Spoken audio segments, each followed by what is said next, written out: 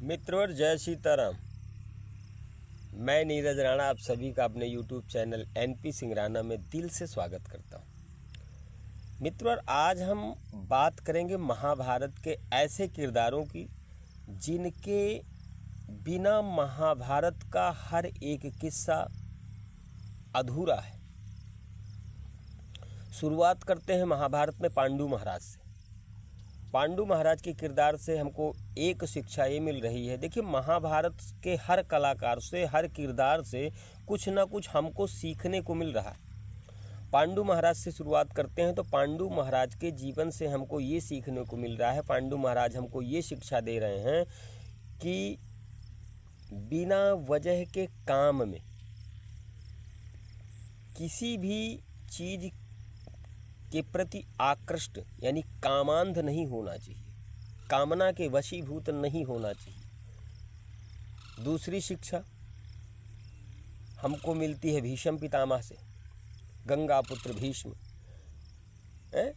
उन्होंने प्रतिज्ञा कर रखी थी, तो उनके जीवन से हमको एक शिक्षा मिलती है कि ऐसी प्रतिज्ञा कभी भी नहीं करनी चाहिए जिस प्रतिज्ञा में अपना सर्वस्व नष्ट हो जाए। हम उस प्रतिज्ञा में बंध जाएं और उस प्रतिज्ञा के वशीभूत हो करके उसी प्रतिज्ञा में बंधे रह करके हम अपने सामने अपनी आँखों से अपना सर्वस्व नष्ट होते देखेंगे, तो ऐसी प्रतिज्ञा को कभी भी नहीं करना चाहिए।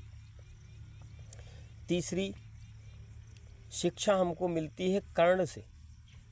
कर्ण का किरदार हमको ये शिक्षा दे रहा है कि कभी भी ऐसे मित्र के एहसानों के तले नहीं दब जाना चाहिए जो अनाचारी हो, पापाचारी हो, दुराचारी हो। ऐसे व्यक्ति का एहसान, ऐसी मित्रता का एहसान कभी भी नहीं लेना चाहिए। फिर महारानी द्रौपदी के किरदार से, द्रौपदी के चरित्र से, पात्र से हमको ये शिक्षा मिलती है कि अनैतिक तौर पर किसी भी व्यक्ति का उपहास नहीं उड़ाना चाहिए।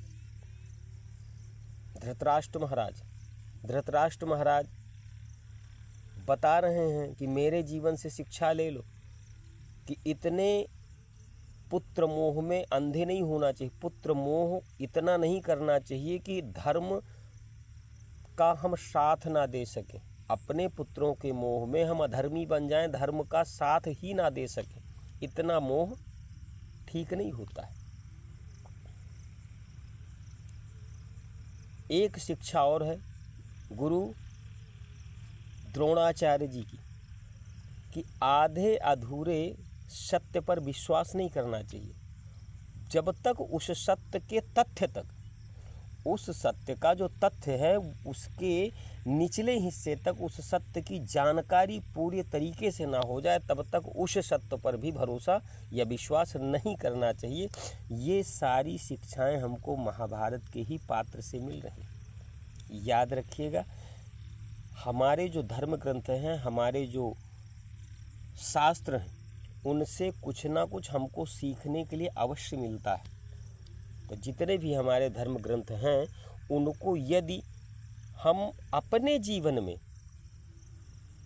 ढंग से उतारने का प्रयास करेंगे तो कुछ ना कुछ शिक्षा अवश्य मिलती है। बाकी ऐसे व्यक्तियों के चक्कर में नहीं पड़ना है जो रामचरितमानस में भी व्यंग निकालते हैं, तर्क करते हैं कि बाबा ने ये चौपाई कैसे लिख दी, वो चौपाई कैसे लिख दी, या द्रौपदी जी के चरित्र में उंगली उठाते हैं कि 5-5 पतियों की पत्नी रही है। अरे प्रभु, उसके अंदर की गहराई को तो समझो, जो कन्हैया जी को भी कह देते हैं कि उन्होंने अधर्म करवाया है महाभारत में। तो ऐसे व्यक्तियों के चक्कर में, ऐसे व्यक्तियों की बातों को ध्यान में नहीं रखना है ना, ऐसे व्यक्तियों के चक्कर में आना है। केवल और केवल अपने धर्म ग्रंथों को पढ़ करके उनका मनन करना है। फिर कहाँ हमारे जीवन में क्या भलाई इनके द्वारा हो सकती है उसको निकालना है बस।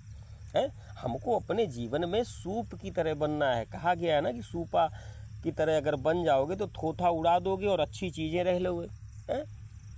हाँ, सूप बनना है, चलनी नहीं बनना है। आगे राम जी की मर्जी, आप लोगों की इच्छा। जय सिया राम।